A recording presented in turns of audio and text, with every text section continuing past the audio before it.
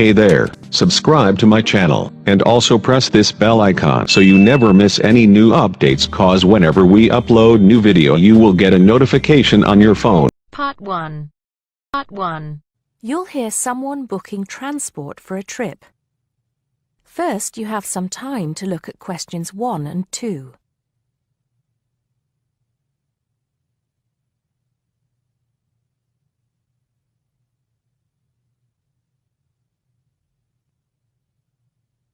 Now we shall begin. You should answer the questions as you listen, because you will not hear the recording a second time. Listen carefully and answer questions 1 and 2. Good morning, Burnham Coaches. Sarah speaking. How can I help you? Yes. Good morning. I'm a teacher at the Down Language School. We have a bit of a problem, and I was wondering if you could help us out. What is the problem exactly? Well, we normally take our students on an excursion at the end of their course. But unfortunately, the coach firm we normally use has let us down. It seems they've gone out of business. I'm sorry to hear that. I suppose you are looking for a replacement. Well, yes. We won't need a very large coach, actually. There will be 30 students and 4 teachers. So that's 34 in all. And what dates did you have in mind? The last Saturday and Sunday of this month. That's the 28th and 29th. The 28th and 29th. Does that mean you are planning to stay somewhere overnight? That's right. Actually, we want to do the same excursion that we do every year. We usually visit Stonehenge, Salisbury, and stay overnight in Bath. It's a historical tour, really. It sounds interesting. Let me just see what we have available. Oh dear, I'm afraid all our coaches are booked out for the 28th. It's the busiest time of the year for us, actually. I was afraid that would be a problem. But you have a coach available for the 29th? Yes, we do. And it's available for the 30th as well, if that's any help to you. I'm afraid not. Sunday is the last day. The students go home on Monday. I think we'll just have to change our plans a bit and leave out Salisbury. It's a shame, but I don't think we can fit in all 3 places in one day. So, you would like to book the coach for the 29th, visiting Stonehenge and Bath, is that right? Yes, I think so. Before you hear the rest of the conversation, you have some time to look at questions 3 to 10.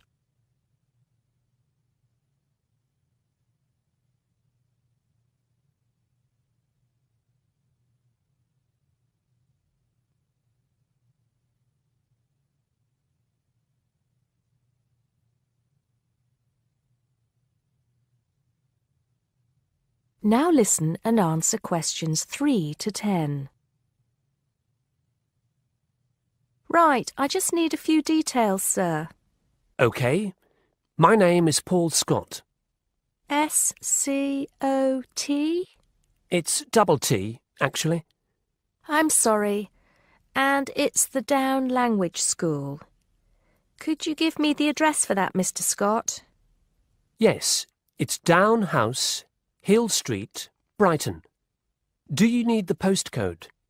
No, that's not necessary, but I do need a contact number. Of course.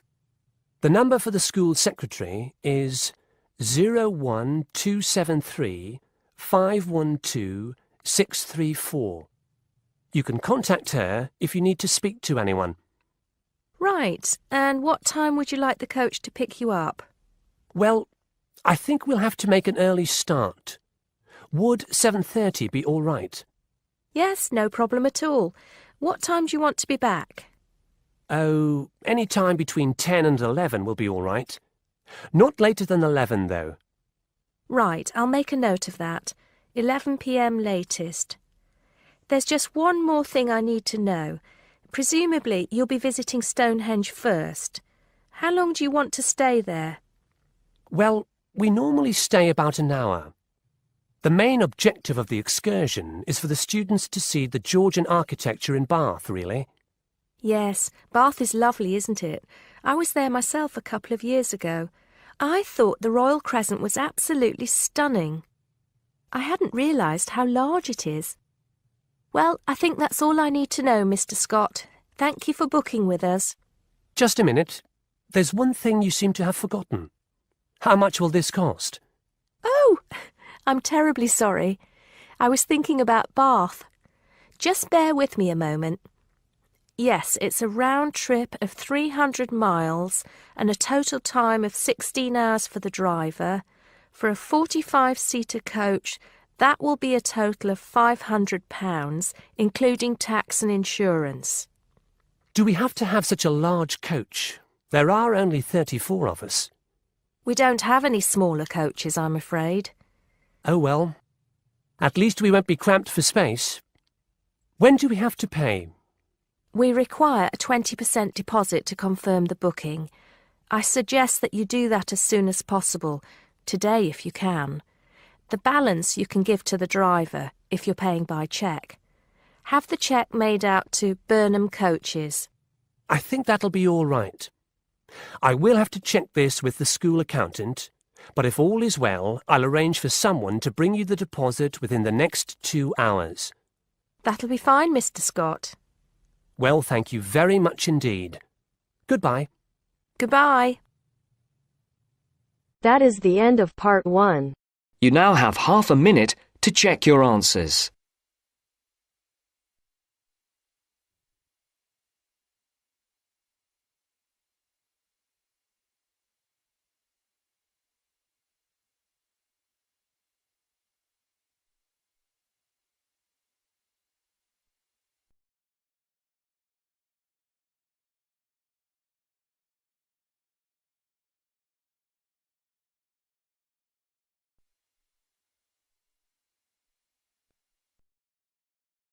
Now turns to part 2. Part 2. First, you have some time to look at questions 11 to 16.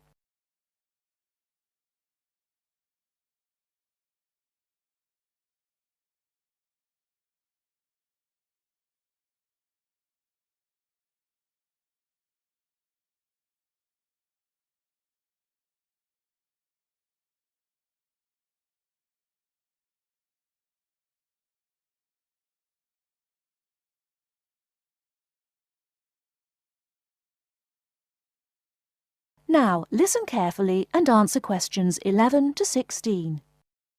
I'm here today with Helen Warner, who has been a vegetarian for many years and is going to talk a little about vegetarianism. Helen, the concept of vegetarianism seems to have interested a number of our listeners who have sent in some questions. To begin, what made you want to become a vegetarian? Well, when I was 16, I had friends who were vegetarian and they introduced me to the idea. My parents were typical of their generation and ate meat at least 3 or 4 times a week, so I didn't really think about it too much until a few years later. It was while I was at university that I really thought about it and decided that it was unfair to eat meat when there are so many alternatives available. Is there anything you miss about not eating meat? No, not really. As I said, there are so many substitutes available these days, perhaps the most important of which comes from the soya bean. Soya is so versatile and is the staple substitute for most vegetarians. So what about the nutritional value of vegetarian food? Isn't it true that there are some vitamins that you can't get from soya or vegetables alone? Surely people need these vitamins. Yes, that's correct. But actually there is only one vital vitamin that is only present in meat. That's vitamin B12. Most vegetarians are aware of the implication of this and actually take B12 supplement in the form of tablets. Of course, the way you cook vegetables is also very important in preserving vitamins. Many countries, particularly the UK, have a reputation for overcooking vegetables. Water-soluble vitamins, where the vitamins are dissolved into the water, are often lost. Vitamin C is a common example. However, the loss of vitamins can be avoided by microwaving or steaming vegetables, which is what I do whenever I cook. Some people don't want to change their cooking habits too much, so if you do boil them, simply cut down on the cooking time. So a vegetarian diet is fairly healthy then? Oh yes. A lot of people believe that vegetarianism is unhealthy, but that's actually not the case. Vegetarians are actually considerably healthier than many meat eaters. Consider for a minute the health aspects of the incredible amount of meat this country and others like it consume. The statistics for beef eating, for example, are quite frightening. The world figure for beef consumption is slightly less than 11 kilograms per person each year. Yet in Europe, the average consumption is nearly double that at 21 kilos per person. And in the USA, it is even worse, with the average person eating 44 kilograms of beef every year.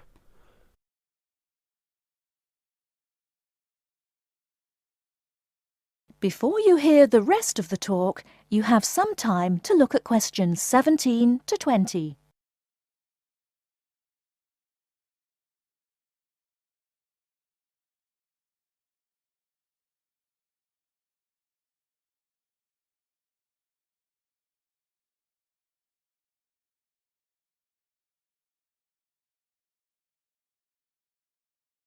Now listen and answer questions 17 to 20. So are you suggesting that people stop eating meat altogether and everyone adopts a vegetarian lifestyle? No, not at all.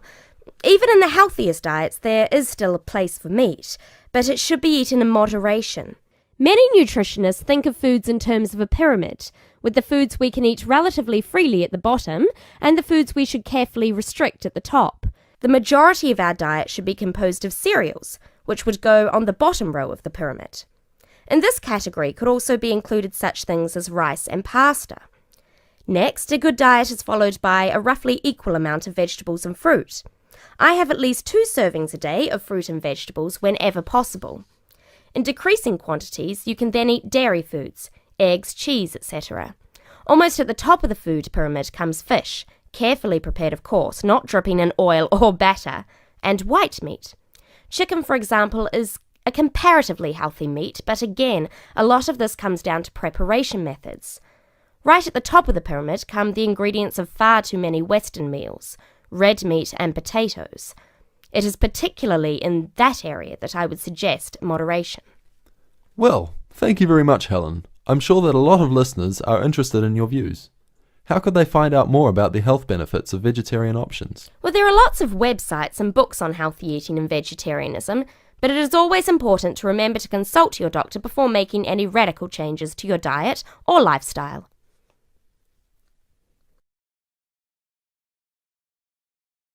That is the end of part 2. You now have half a minute to check your answers.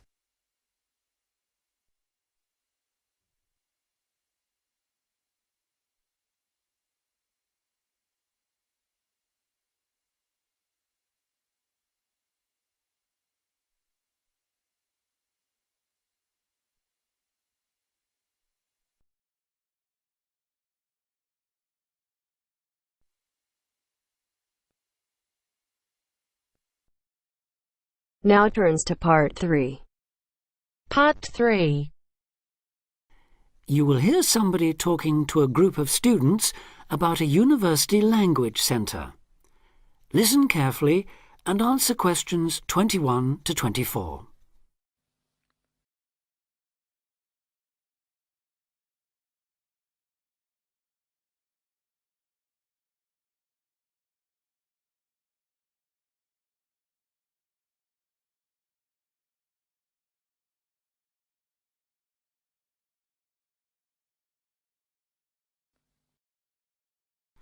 Listen carefully and answer questions 21 to 24.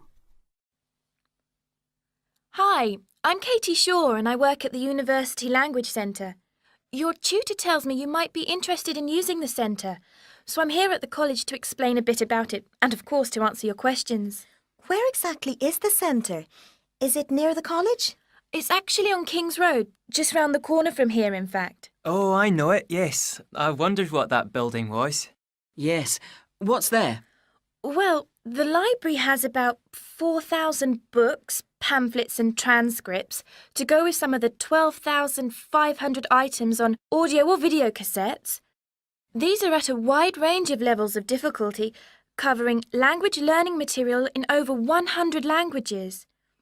There are also reference books without tapes, including dictionaries, grammars, grammar workbooks, vocabulary workbooks and model letters, as well as texts on academic writing and effective study habits, etc. Audio cassette workrooms are on the first floor, by the way. Do they get any foreign language press there too? Yes, the library subscribes to a number of European daily and weekly newspapers, including Le Monde from France, L'Espresso from Italy, and the weekly international edition of the Spanish paper El País. What about learning with computers? Can you do that there? CALL, or Computer-Aided Language Learning, is available on the first floor. How many PCs are there? Counting both Macintosh and PC platforms, there are 9 at present. There are materials in over 15 different languages, and new material and language categories are being added as library funds permit. The programmes cover verb drills, grammar exercises, activities to accompany multimedia textbooks, pronunciation, translation, and some multimedia applications. The same hardware permits access to the internet with its many language learning and discussion sites. What about TV? That's a good way of learning a language too. Yes, definitely, we agree. So on the second floor of the centre, there are televisions to view live satellite television broadcasts in 7 languages. Oh, which ones are they? Currently, we've got Arabic, French, German, Italian, Portuguese, Spanish and Russian. Turkish broadcasting can be viewed live on request. The centre records the news in French, German, Arabic, Italian, Japanese, Spanish and Russian. And English too. Before you hear the rest of the talk, you have some time to look at questions 25 to 30.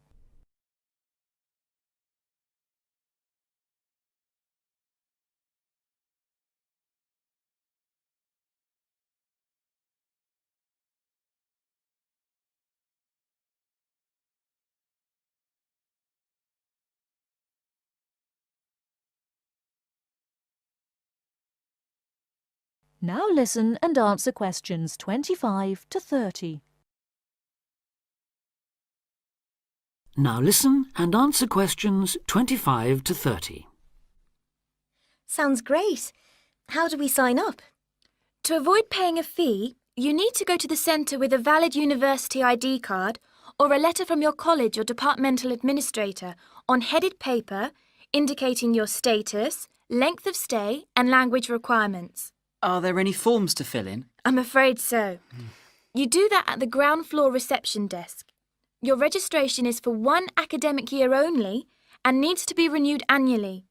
You should tell the librarian who you are on your first visit, and you will need to take part in an induction to the library service, including the proper operation of the centre's computers, televisions, videos and so on.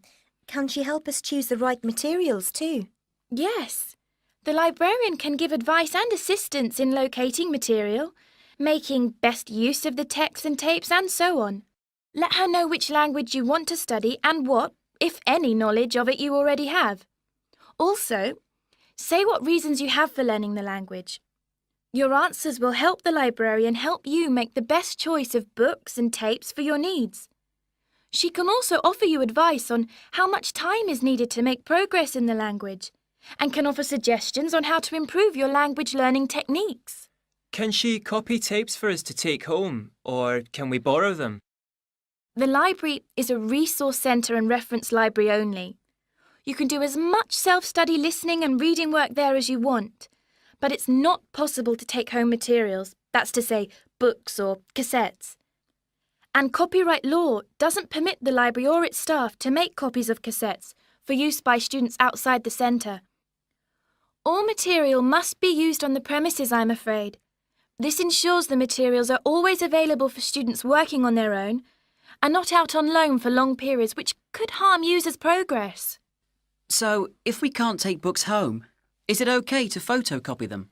The library staff will handle any photocopying, though international copyright law prohibits users from copying more than 5% of any one title in the academic year. You place a photocopy order with the librarian or an assistant, and orders will be processed between 1 and 2 o'clock or after 5:30. How much does it cost? 10 pence per page. Payment is by photocopy card, which you can buy from the information desk on the ground floor.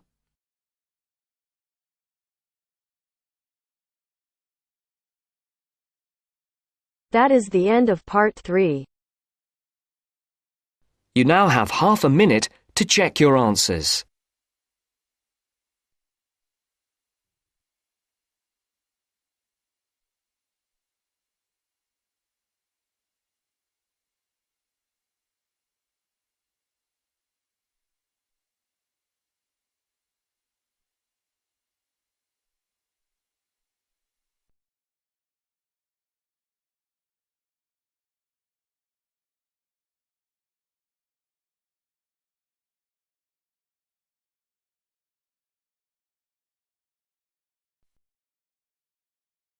Now turns to part 4. Part 4. 9. Listen to the second part of our lecture. As you listen, complete the notes below. First, you have some time to look at questions 31 to 40.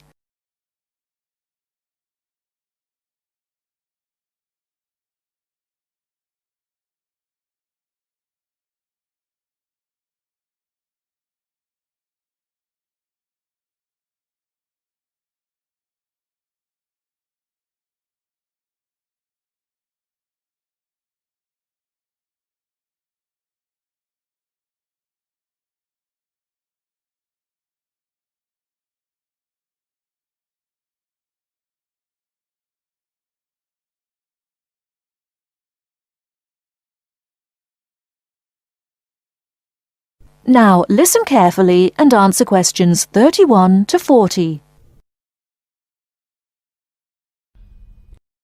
River dance is not just an expression of self-confidence, a kind of culturally interesting pop song.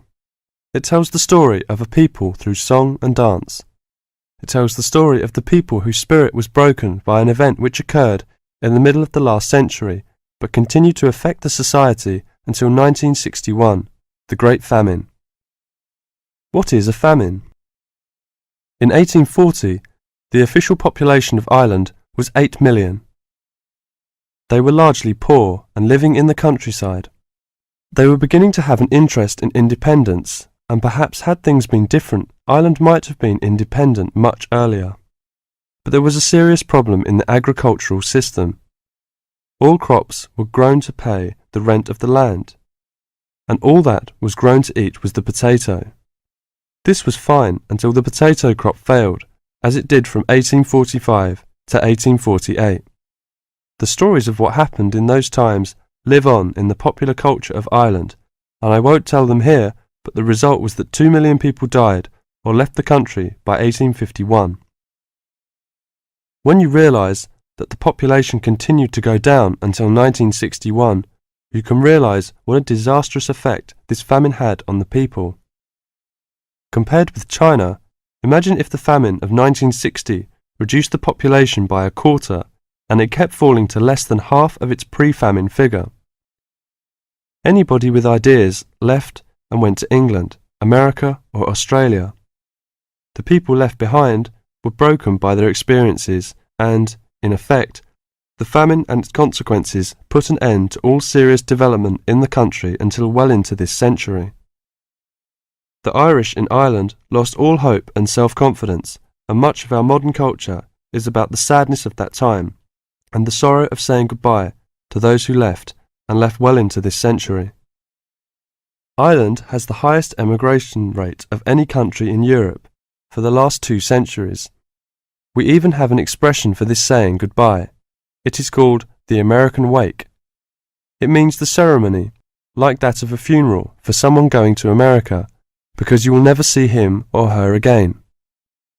Do you know why there is Irish music on the film Titanic? It is because most of the people killed were Irish. The leaving continued until the 1970s, because independence in 1921 was followed by a civil war and an economic depression. Almost every family in Ireland has relatives abroad, and up to the 60s in some places, of a class of 30 graduating from high school all left. Along the west coast, closed-up houses, from that time falling into ruin, are still common. That is the end of part 4.